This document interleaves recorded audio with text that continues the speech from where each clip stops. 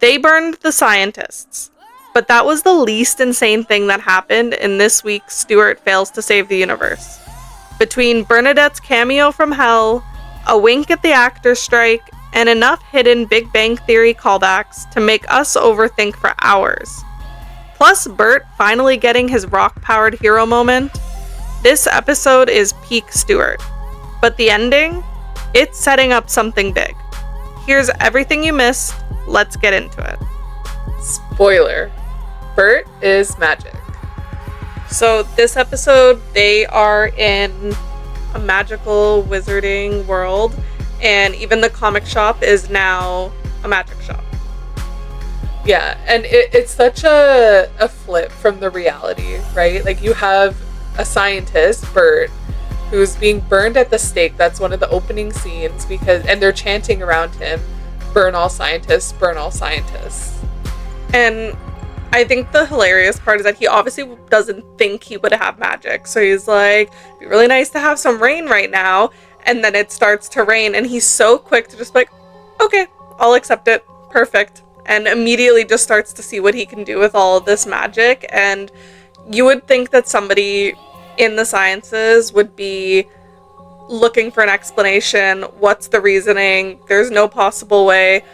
But I mean, based on what they've seen in the last 2 universes they were in, I guess he's just like, yep. Yeah, I mean, there were 3 episodes in. At this point, they've accepted the fact that there's going to be some shenanigans, some weirdness. And I just love that it was Bert who had the magical powers, because even from the original series, he was a geologist. He studied the science of rocks and the formation of our Earth, and it was always a very boring science that he was made fun of by Sheldon and the original group. So for him to end up having control of the elements and be kind of like that celebrity we saw, he had his own little gang of people following him, I thought was really nice. And of course you see, Stuart's on his mission trying to get Denise, and Denise is going to the bar and just trying to kind of wrap her head around everything. It's kind of cool to kind of see the evolution of the relationships, and we even see them saying, you could just get a different Denise. And he's like, no, I want this one. And we have to remember, these aren't, the Stuart and Denise of the universe that we watched in Big Bang Theory. They're from the Apocalypse universe that we were in the first episode. So we don't necessarily know them all that well either, right?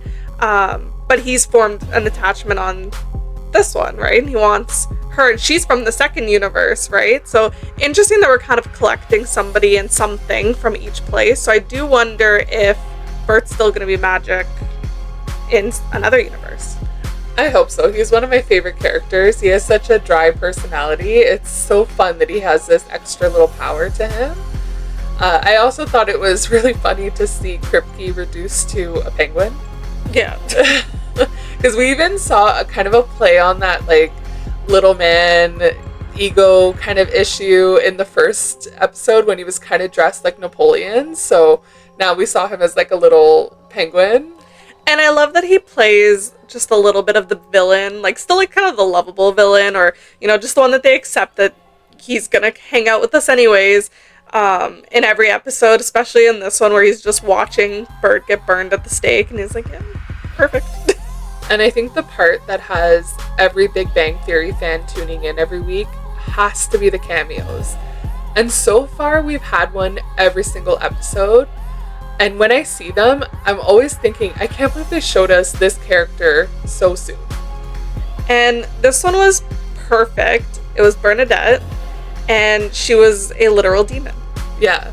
And when you think back to her character and some of the jokes around her in Big Bang Theory, like, people were scared of her.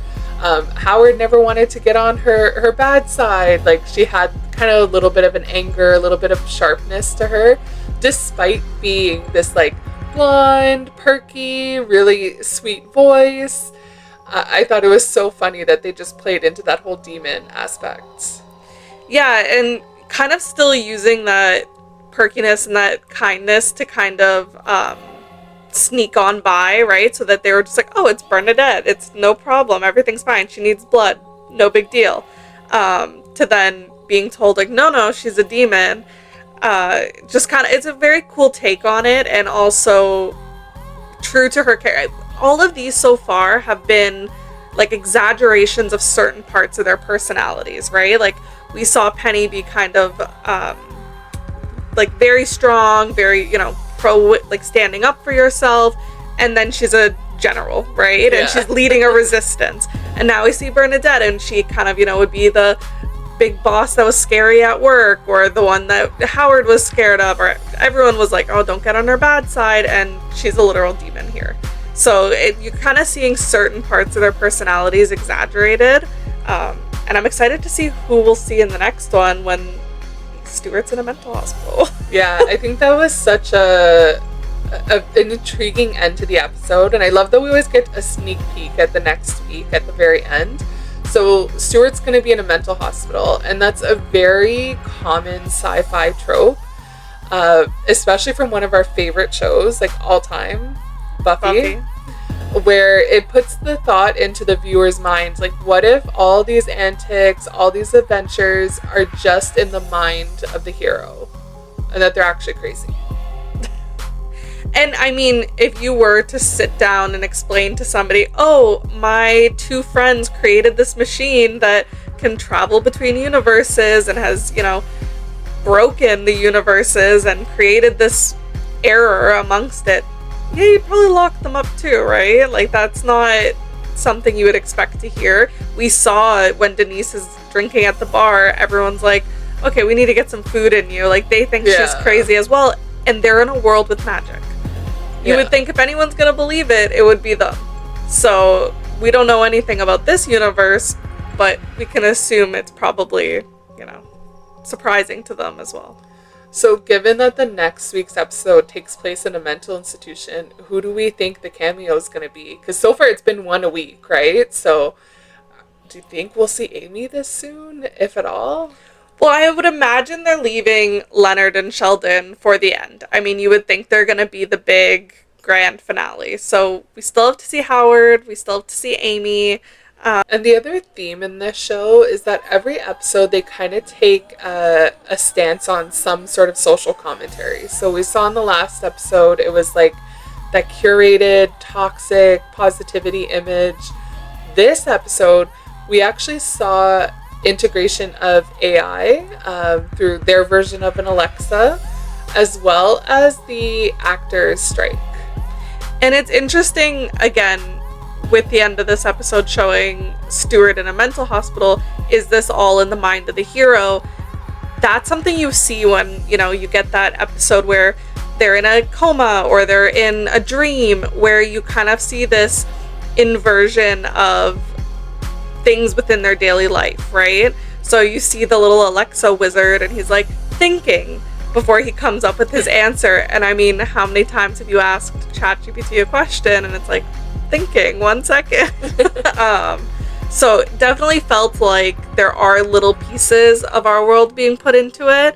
If that's just for the viewer or if he really is in a mental hospital, I guess that's to be seen. But I do like that they're not being so on the nose with everything. It is layered. You can catch the jokes, but I do think they're keeping like a big reveal for the end. I mean, I imagine they have to be.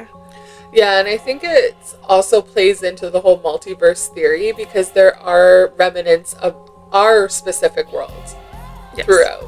And we see that. Like, maybe it's not an Alexa, but it's like a Alexa wizard. Yeah. And he's in like a little tracksuit, or he's not as polished as ours. Like, so the thought's there, but the execution's different, which I thought was cool. And then when we saw Bernadette for the first time, she kind of brought us into a little bit of the technicalities of a wizard strike that she was a part of. And how she broke it to save a puppy's life, and, you know, learning afterwards that she was a demon. Who knows how true that story was, but obviously it was very much supposed to be about the Screen Actors Guild strike, and how people were very much not supposed to be working during that strike, and any actors that were seen working were ostracized and they were called out, and they were, you know, it was very bad at the time to be caught doing that. So interesting that they would bring it up in this kind of way. What did you think of episode 3? Did you catch any Easter eggs or Big Bang Theory references that we missed? Drop them in the comments. We love seeing what fellow fans can spot. If you enjoyed this breakdown, be sure to like the video, subscribe to the channel, and turn on notifications, because we'll be back next week breaking down episode 4, all the hidden details, and whatever crazy universe Stuart lands in next. Until then, thanks for watching, and we'll see you on the couch. Talk to you soon. Bye.